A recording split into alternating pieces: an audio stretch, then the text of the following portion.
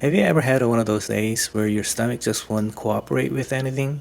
Even water seems to be no go.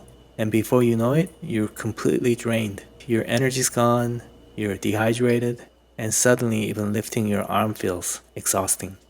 When your body's going through something like this, try a simple bowl of plain rice porridge.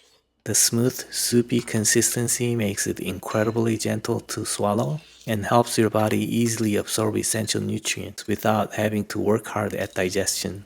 Rice is packed with carbohydrates, which is exactly what your body needs for fuel. When the porridge is made with white rice, those simple carbohydrates digest quickly, giving you an almost immediate energy boost. You can actually feel it happening. Strength starts flowing back, the heavy exhaustion begins to lift, and you feel a little more human again. That's why it's such a lifesaver when you need a quick pick me up or when illness has weakened your digestive system. You don't need anything fancy, just a plain simple rice porridge is all your body needs to start finding its way back to feeling better.